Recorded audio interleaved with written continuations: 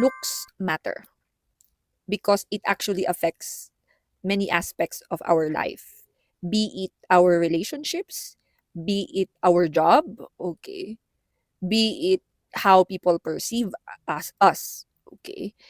I remember watching an interview ni Beauty Gonzalez. Tapos sabi niya na important daw sa kanya yung gwapo na partner.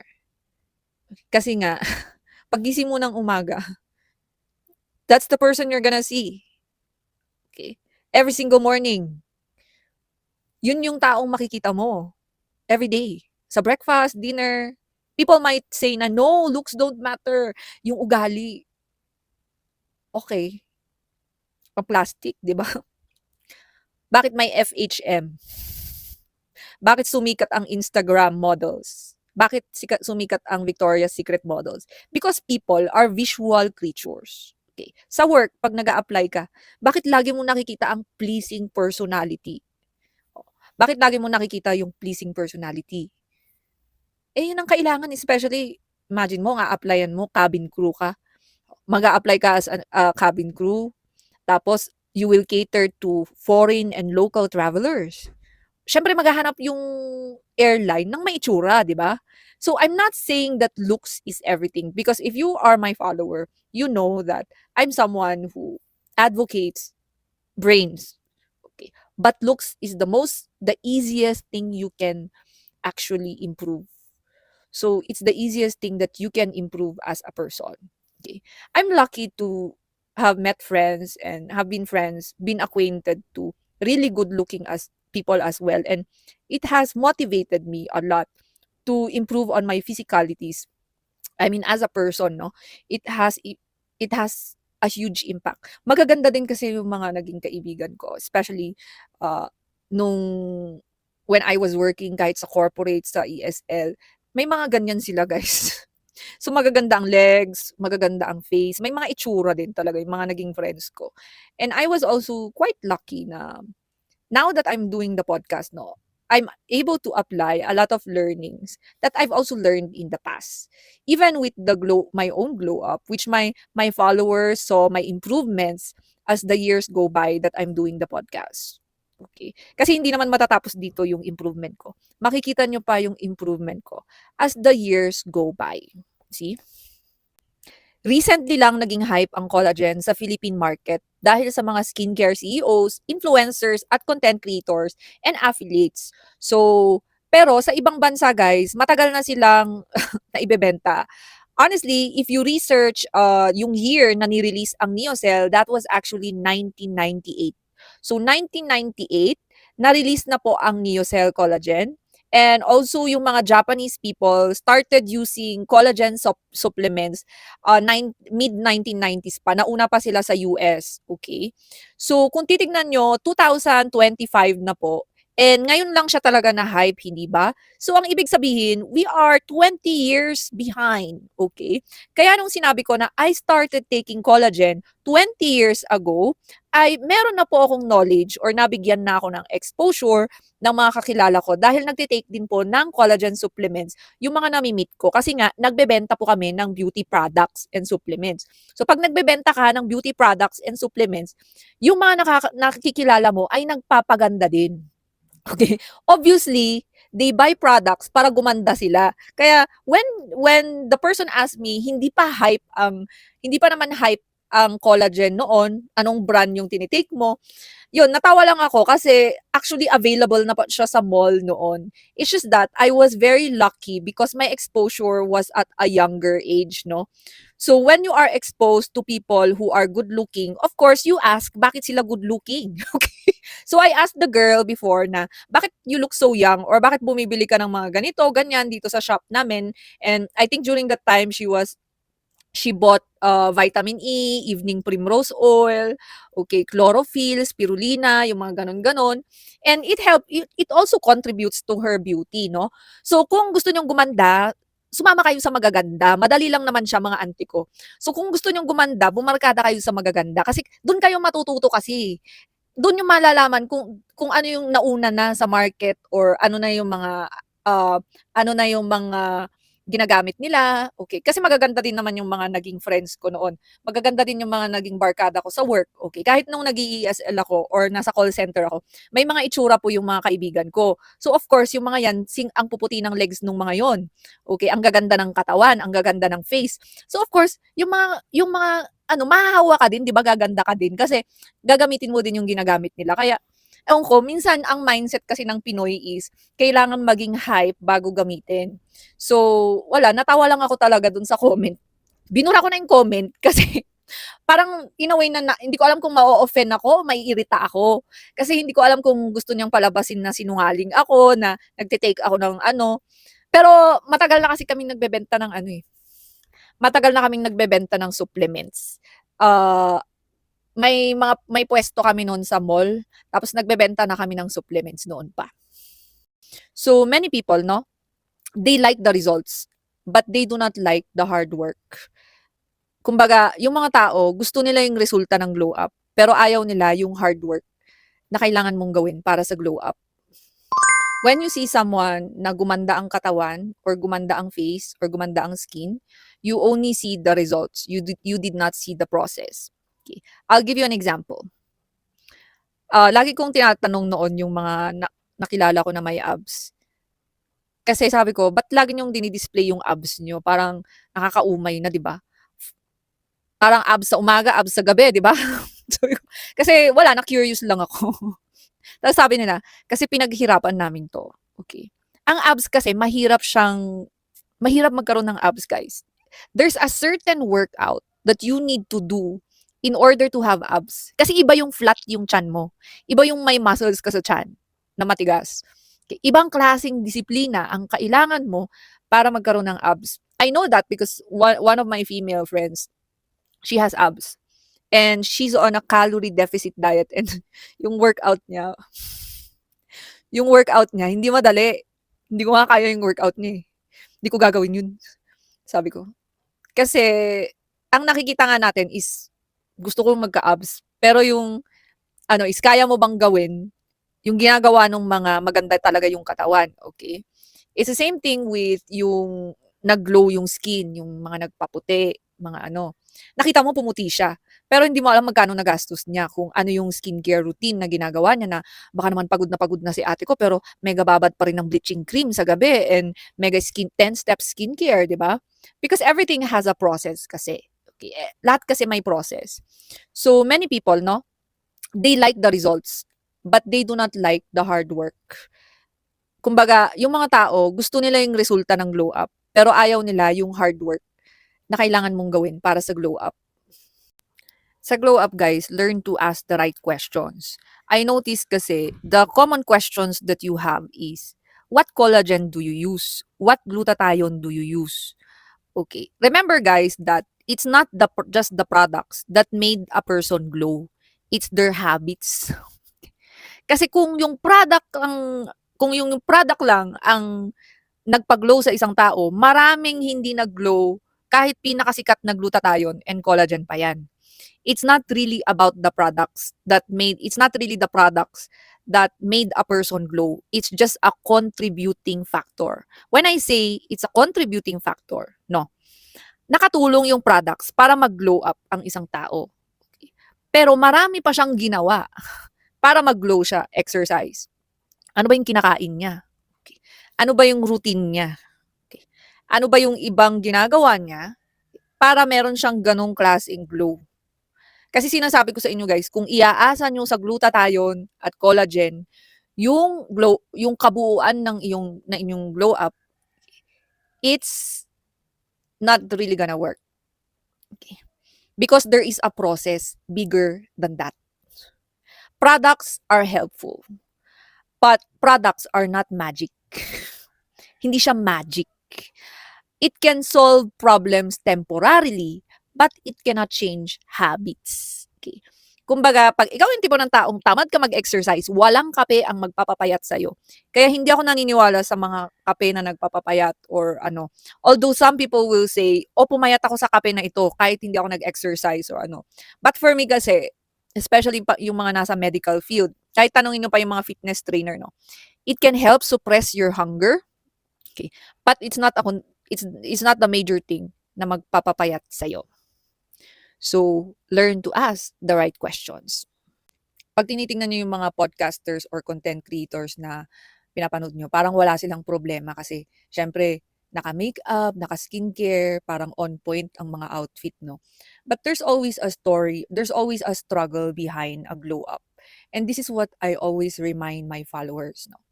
There's always a struggle behind a glow up, especially whether it's a financial glow up, it's a financial especially financial glow up. It's not as easy, especially people pursuing financial freedom, ganyan, or people pursuing a physical glow up. There's a lot of discipline involved.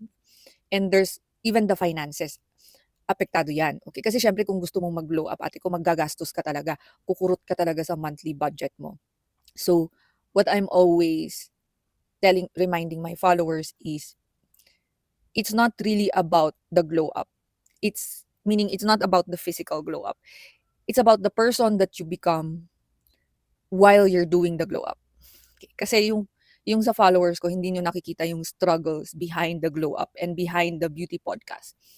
Pero I will do more storytelling, more mini vlogs for this account. Itong account na to is going to be the focus.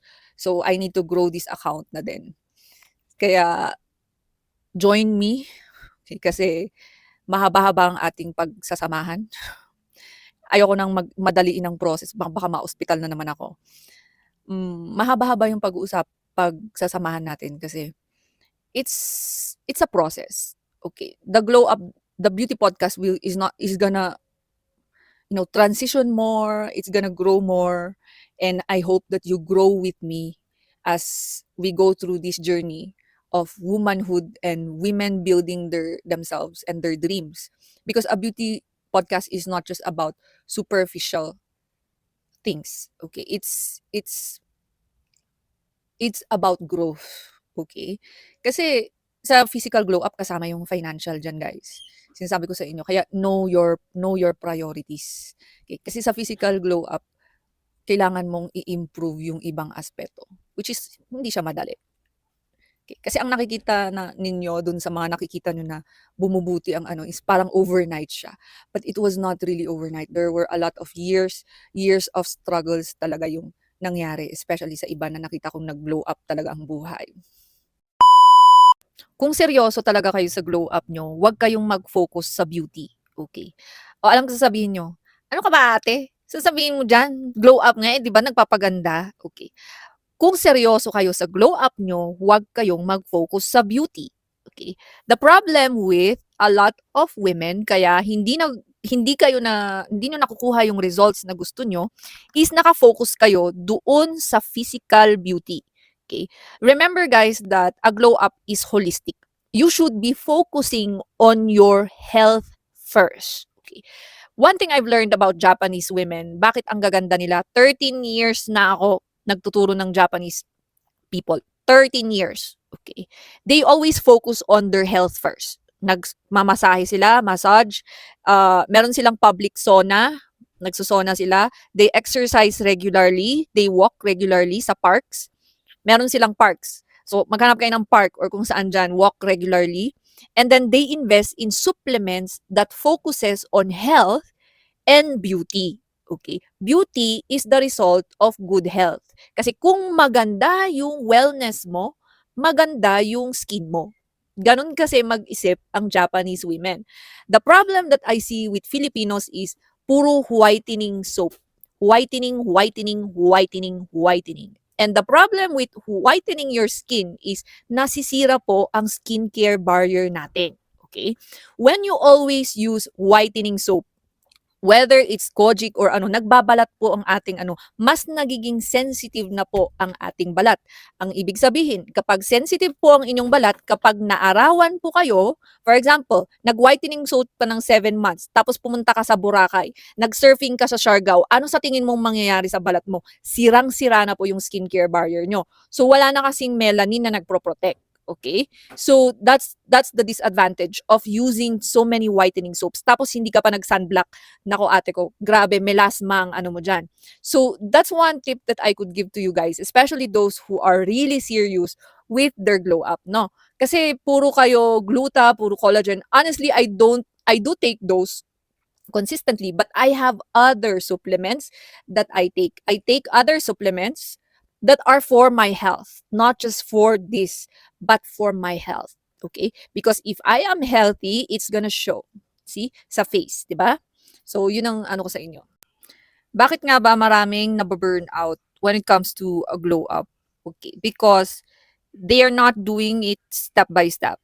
So a successful glow up requires planning. Okay. May plano po kasi at scheduling ang successful glow up. Kasi yung iba, they do it sabay-sabay. Okay? And not unless you have the money and a lot of time, then you can do it really successfully. Okay. Ako kasi, I'm work from home. So, I can do my workout. I can schedule my workout depending sa schedule ko. Okay. With my classes, with my affiliate marketing. And then, I also schedule my skincare. Naka-schedule na din yan. Okay.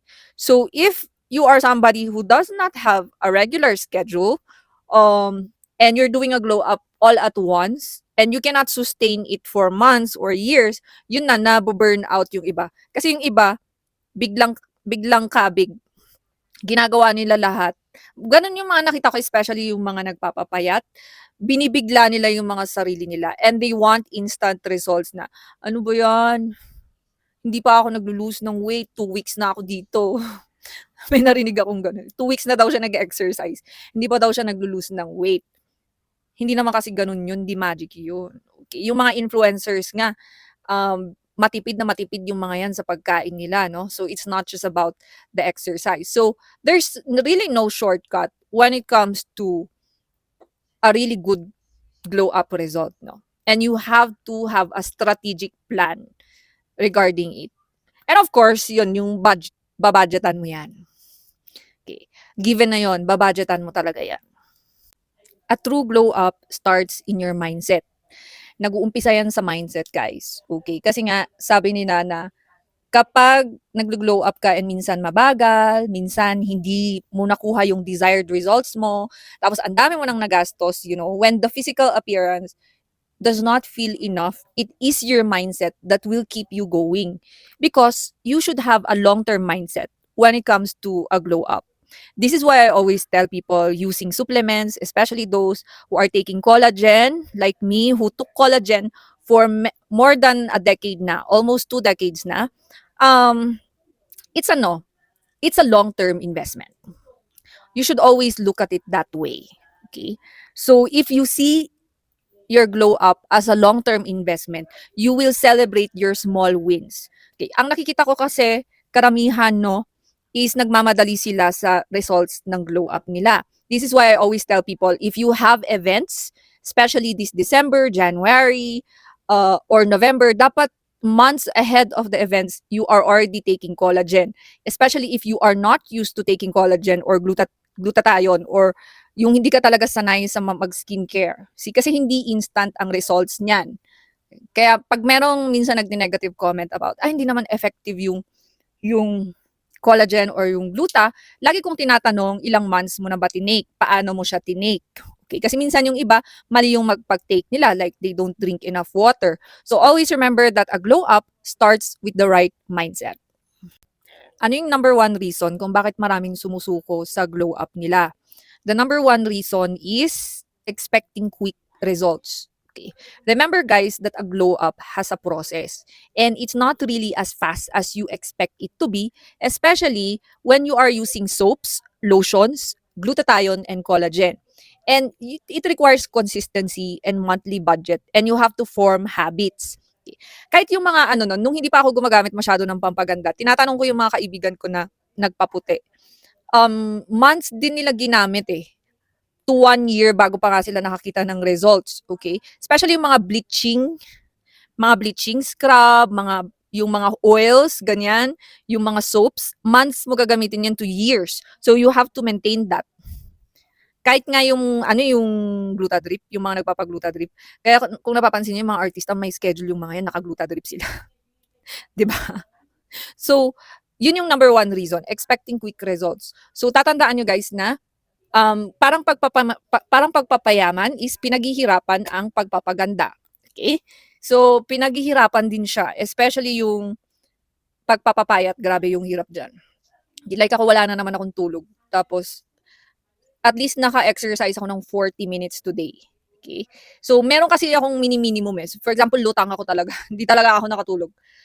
At least minimum 30 minutes or 40 minutes na exercise. Pag may tulog, 1 hour exercise. Kung kaya pa, 1 hour 30 minutes.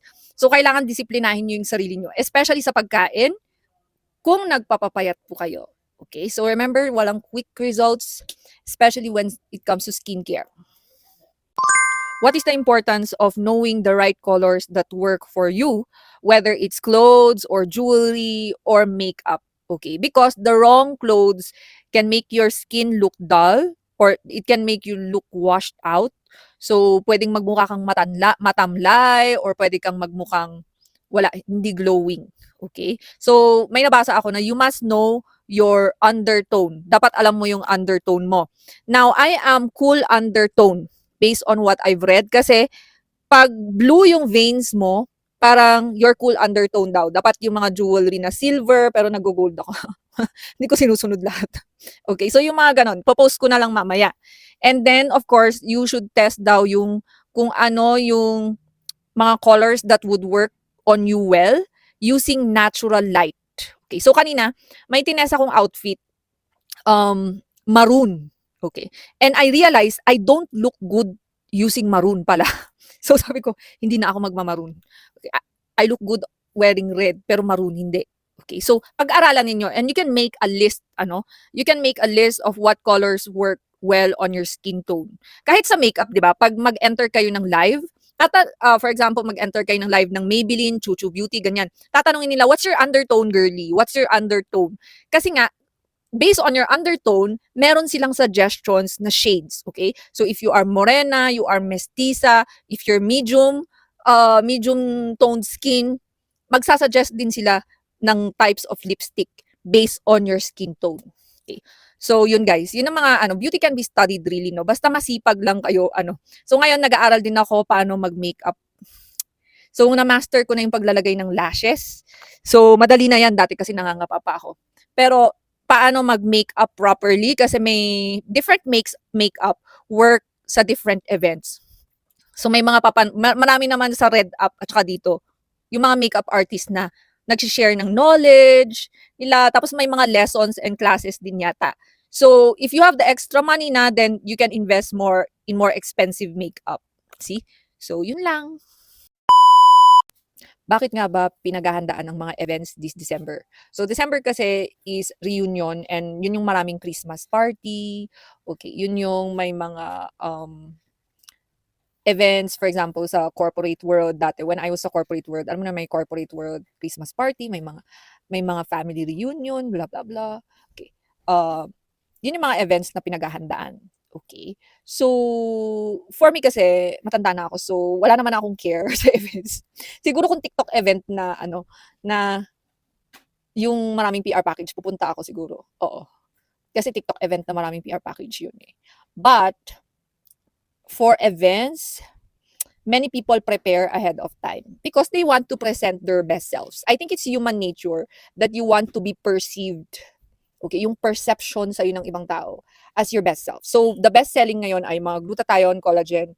Maraming hahabol, mag-bleaching, ganyan. Bleaching scrub, bleaching soap.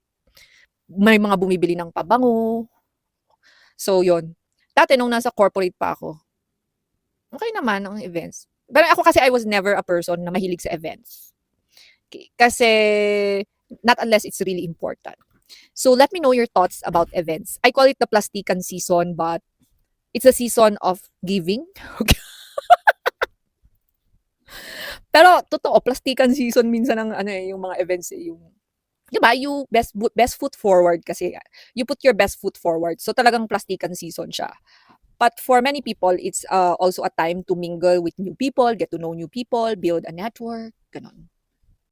Fashion talk naman tayo mga ante.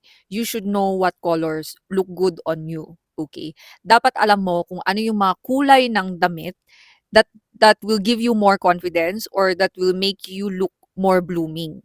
Okay. Pakiramdaman mo, tingnan mo yung feedback ng mga friends mo or ano. Dapat alam mo kung ano yung mga kulay na that will make you look more feminine or more powerful. Okay. Ako kasi pinag-aaralan ko din 'yan dahil nandito na tayo 'no, nagso-social media na tayo. So ako alam ko what colors look good on me. Usually red, yellow, pink, okay, black. Yun yung mga colors na nagwo-work sa akin. May mga colors na ina-avoid ako because I know it would not look good on me. Okay? So, meron yung mga level-level din ng colors that would look good on you. Okay? So, pag-aralan ninyo yung color analysis. I think yung ganun-ganun. Color analysis. Tama. 'Di ba? Kasi, if you are putting up your wardrobe and seryoso ka talaga sa glow up mo, kailangan tingnan mo na yung mga colors aligned with your personality and would really make you look glowing. Okay. So meron akong makakakilala na puro black ang suot or puro white or puro gray kasi ayaw nila yung mag-iisip pa sila ng susuotin, you know. So may mga taong ganun. So depende na yun sa inyo kung ano yung preference niyo when it comes to colors. Most women do not get to experience what pretty privilege is because women mistake female privilege with pretty privilege. Okay. So akala ng mga babae, a guy buying you a drink at a bar is pretty privilege. No, gusto lang niya ng date at saka gusto lang niya ng sexy time. Okay? So also many women daw do not really get to experience what pretty privilege is because most girls daw is average looking. And there's nothing wrong with being average looking. But let's define what pretty privilege really is. Okay, these are girls who get perks for looking good, just for looking good. Yung for example, wala silang talent talaga, wala silang skill, wala silang kahit na ano, pero they get to experience, for example, invites sa events, getting invited sa celebrity parties, okay, getting a job just for looking good. So these are models, mga tipong mga tao na yung ngingiti lang viral na. Ganun. Ganun ang pretty privilege. Okay. Best example of pretty privilege for me, for Philippines ha, this is the Barreto clan. Okay, the Barreto clan is known for their beauty. So, andyan na sila Claudine, sila Gretchen, sila Julia Barreto. So, they get privileges that majority of women do not get because of their looks. Okay. Yan, sila Liza Soberano, Christine Hermosa. Also, foreign naman, Dasha Taran. Okay, sila Dasha Taran, she's a model, no? So, she has pretty privilege. Yung kahit hindi siya magsasalita ante ko, even if she does not lift her finger, okay, many people will do things for her just for her presence. Because she has pretty privilege. Okay. Kasi marami daw babae, kaya yung sabi dun sa video is, nung African-American na podcaster is, marami daw babae, akala nila may pretty privilege sila kasi a guy asking you out is not pretty privilege. Okay. So, if you get invited to a yacht party, if you get invited to a celebrity event just for your beauty, that is pretty privilege. Okay, but there are levels to pretty privilege. Kumbaga, meron yung mga supermodels. Okay, Kelsey Merritt has pretty privilege. Okay, so kung nakikita nyo, yon, yung mga ganong klase na muka, yun talaga ang pretty privilege. Okay. There's nothing wrong with being average, guys, and improving ourselves. Okay? Because even me, I don't consider myself as yung having pretty privilege talaga. Masipag lang talaga ako at saka matalino ako at saka madiskarte.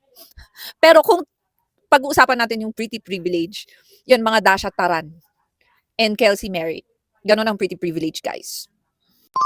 Being pretty is one thing, but being delusional is another. Okay. May mga babae kasi na dahil maganda daw sila, is hindi na daw nila kailangang magtrabaho buong buhay nila. And sometimes, being pretty or beautiful, palalakihin niya yung ulo mo. Kung hindi ka, and kung wala kang, if you don't surround yourself with people that will give you the reality one day, that you will be old and you will be someone who is a has-been, is you will wake up one day and you don't have the privileges, but you still have that delusion. And masakit bumagsak na malaki ang ulo. You get what I mean? Okay. This is why we have seen a lot of pretty girls na hindi sila grounded, no? Yung kampante sila na, ay, maganda naman ako eh. So, hindi ko na kailangan magtrabaho. Because they get privileges from men or they have a job na, basta, alam niyo na. Okay. Pero important talaga maging matalino ka at masipag. You know, I admire women who have the face but who also work hard. Okay? Yung mga babae na magaganda sila pero madiskarte sila at masipag. Kasi honestly guys ha, sa 40 years ko dito sa mundo, ang dami ko nang nakita na maganda at lumaos. Okay. Sa 40 years ko dito sa mundo, marami na akong nakitang maganda at lumaos. At kahit na kasi sabihin na natin na hindi ka pa daos, yung kasikatan mo, hindi yan forever. Or yung nakukuha mong privileges from being pretty, hindi yan habang buhay. Meron at meron kang ibabayad. And nothing is free in this world. Okay. Walang libre dito sa mundo. Okay. Walang libre dito sa mundo, guys. Kahit ako na nag-a-affiliate ako, nag-beauty podcast ako, minsan nakakuha ako ng mga packages or PR packages, no? Hindi ko na lang pinapakita yung iba. Okay. Hindi ako delusional na libre yun. Pinopromote ko yung product, ginagamit ko yung product. Okay, pinopromote ko talaga siya.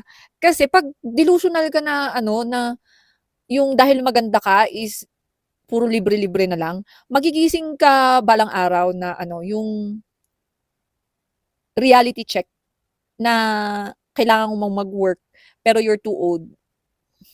Ito, real talk tayo Kapag may mga artista or influencers or basta yung mga big influencers na nagpro-promote ng mga products nila, wag nating i-assume na yung products nila ang nagpaganda sa kanila. Especially pag alagang derma sila. Okay? Iba kasi din ang alagang derma. Iba yung, for example, pinanganak kang natural na maganda yung balat mo.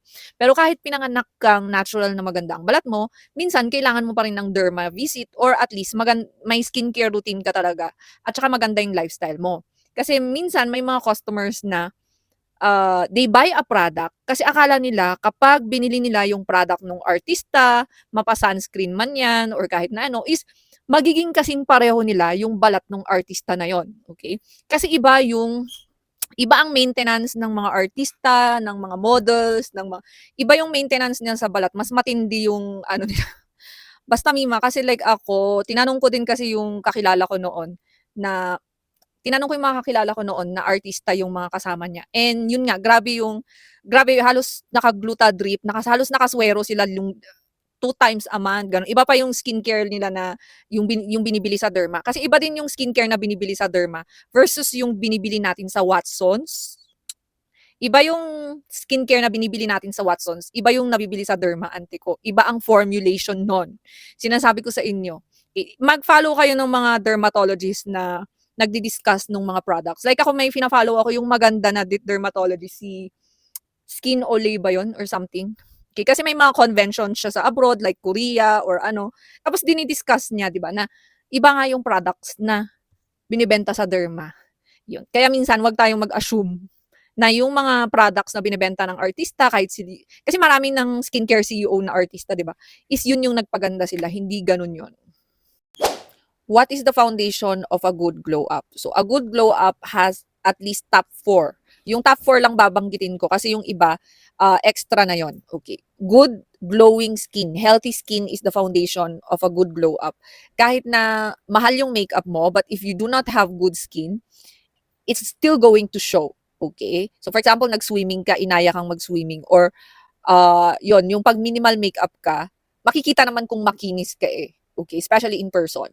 Pangalawa is yung nutrition. Nutrition and hydration. Okay? So what you eat. Pangatlo is yung movement. Okay? Yung pangangatawan mo. Okay? It's very important for you to have yung healthy body. Siyempre, lahat naman tayo, the goal is to be sexy, okay? But sexy kasi is also subjective. Yung iba gusto nila may curves, yung iba gusto nila yung stick thin na parang model. Ako kasi mas gusto ko yung curvy. Especially for me, curvy yung ano ko dahil malaki yung puwet ko. So I prefer it that way. Next is sleep. Number 4 is sleep. So kahit na ang ganda-ganda ng skincare mo pero lagi kang walang tulog, maapektuhan din yung skin mo. Okay, so always try to get enough rest and sleep. Yun yung top 4.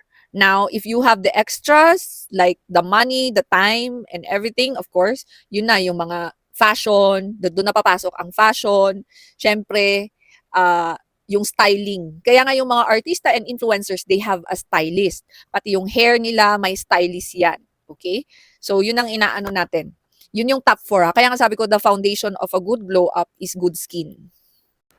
Ano naman ang mga beauty secrets ng mga Thai people? Okay. So, yung beauty secret nila, unang-una ay sa kinakain nila. Okay. Kung titingnan niyo yung diet nila, mahilig sila sa gulay, mahilig sila sa healthy food. Okay. Kahit naman yung street food nila, mas healthy pa kaysa sa ulam natin eh. Sa totoo lang. Okay, mahilig din sila sa massage. Kaya nga merong Thai massage. Ang massage kasi guys is good for it's good for blood circulation. Papatanggal din ng stress 'yon. Okay? And also mahilig sila sa rice. At tawag din, parang yung mga Japanese, yung rice water, pinanghihilamos nilang rice water. Oh my God, nagsaing ako kanina, hindi ko pinanghilamos. Sayang. Sana ni-ref ko. Okay, sa susunod na magsaing kayo, yung tubig na, yung pinaghugasan nyo ng bigas, i-ano ninyo, ilagay nyo sa jar, tapos yun ang panghilamos nyo, ganun. Pwede nyo i-ref, tapos panghilamos nyo siya. Maganda yung may maraming benefits sa skin yun. Tapos napansin ko kasi sa Thailand, bilang marami naman na akong nagamit na Thai beauty products. Okay, nagamit ko na yung mga frozen collagen, Alada, ganyan. Although hindi kasi ako masyadong super hiyang, no? So, I think hiyangan din kasi yung mga ano, pero pag maganda naman siya, nakaka-glow siya, especially yung frozen collagen. Medyo mabagal nga lang given the price point. Mura din kasi ang Thai beauty products. Marami rin akong trinay na Thailand makeup. Okay. So, hopefully, makapunta tayo ng Thailand. Tapos pupunta ako ng, ano ba yung Eve and Boy? Sikat yun sa Thailand, di ba? Yung Eve and Boy. Tapos ang daming I think nandun lahat ng mga beauty products, ganyan. Okay. Ngayon kasi, kahit nandito ka sa Philippines, pwede ka nang mag-order ng mga Thailand beauty products kahit dito sa TikTok shop ka mag-order, di ba? Kasi marami namang seller dito na Thailand yung binebenta nila. So, marami akong products na na-try. Pero susubok ako ulit ng mga Thailand na sabon tapos i-review ko siya. Pero hindi instant yung results niya, guys, ha, lalo sa whitening, okay? So, hindi instant results. Lalo sa whitening. Ang alam ko maraming napaputi ang Alada soap, pero hindi naman kaagad-agad yan, ha? Months din yan, months. When you are doing a glow up, do it for yourself. No? Magpaganda ka para sa sarili mo. Huwag para sa ibang tao. Kahit na asawa mo yan or ano mo yan. Because external validation can be taken away easily. And a glow up has a process. So if you are always looking for external validation, mawawala ka sa focus. Mawawala ka sa focus. Okay? Kasi dito sa mundo natin, there will always be comparison. Okay, meron laging mas better sa ibang bagay, meron laging mas maputi, merong laging mas matangos ang ilong. And if you get to be compared to others and you are not prepared, okay, kasi you are always looking for validation and you do not have internal validation na kailangan mong gawin ng glow up para sa sarili mo, then mawawala ka sa focus. And focus and consistency is very important because in a glow up, you need a routine. You need to have a set of routine. Dapat meron kang sinusundan na routine and you need to continue learning new things para yung glow up mo mas maganda ang resulta. Gustong-gusto ko yung beauty ng Asian kasi nga ang Asian beauty hindi madaling tumanda. Okay. Lagi niyong tatandaan na ang Japanese beauty, ang Asian beauty, yun ang ating asset is yung youthfulness natin. Okay. Kaya ako talaga ginagawa ko lahat para ma-maintain ang youthful appearance. Ito pala yung tinitake ko ngayon, yung placenta collagen ng Inner You. This is Ovine placenta and these are chewable tablets, guys. So, chewable tablets siya. Good for 2 months na pala ang isang bote. Sa mga gusto ng anti-aging Chewable tablets, madali lang siya. Ang liit lang nung tablet niya, mga bakla, oh. Kung gusto niyo na looking young kayo, eto i-check out nyo. Placenta Collagen ng Inner You. Lagay ko yan sa yellow basket. Paano mo gagawin ang glow up mo kung paborito ka ni Lord pagdating sa pagsubok? Yes, ang problema nandyan yan. Hindi yan nawawala. Okay? Marami tayong challenges sa personal na buhay, sa financial, ganyan. So, paano mo gagawin ang glow up mo kahit ang dami mong problema, 'di ba? The key there is gawin mong part ng sistema mo or gawin mong part ng schedule mo yung mga dapat mong gawin for you to improve yourself. Okay, whether it's exercise, kailangan maging part 'yan ng schedule mo. Ako kasi first thing in the morning or late afternoon ko 'yan ginagawa. Okay, depende sa gising. But for exercise, the best is umaga. Okay, para sa mga work, depende kasi yan sa schedule nyo guys eh. But for me, the best exercise is morning. Okay, yung may sunlight. Second is dapat meron kang listahan. Okay. Ako kasi meron akong listahan. Meron akong listahan ng products na bibilhin ko. For example, 10-10 sale. Okay. Meron na akong listahan ng products na bibilhin ko for 10-10 sale. Kasi yun yung mga kailangan ko lang na products or yung mga products na makakatulong sa akin, makasolve sa problema ko. For example, ang problema mo ay hair fall. Okay? So, dapat nagre-research ka na ano nga ba yung mga products na para sa hair fall. Tapos, nagbabasa ka na ng reviews. Binabasa mo yung 1 star, yung 5 star. So, ganun lang siya, guys. You need to make it part of your system. Okay? Kumbaga yung discipline. Sabi nga nila, you have to form habits kasi. Pati sa food. Okay?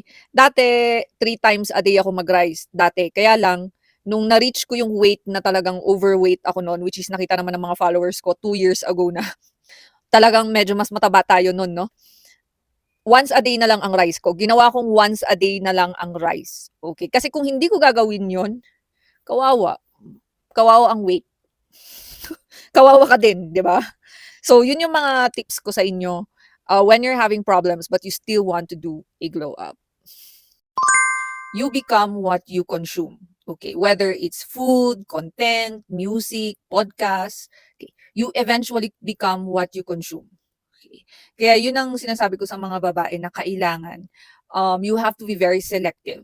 Okay. So, dito sa social media, especially sa FYP, puro negative na nga, you know. There are contents about politics, chismis, siraan, and everything. So, if you are consuming all those content and walang positive na nangyayari sa buhay mo, and even the people around you are negative, so you have to create an environment for you and also boundaries, okay, so that you have the room to glow. Okay. Kaya ako, very selective ako sa mga tao na fina-follow ko. Okay. I really, really, really, really choose the people that I follow. Okay. Talagang piling-pili ko yan. Okay. Especially when I had to shift my mindset, no? So I had to let go of those negative energies, kahit sarili kong negative energy. I had to choose also the people that I follow. I also had to choose my battles. Okay? Kasi kung lahat ng negative papatulan mo, magiging kagaya kanila. Negative din. Okay? So, ganun lang siya.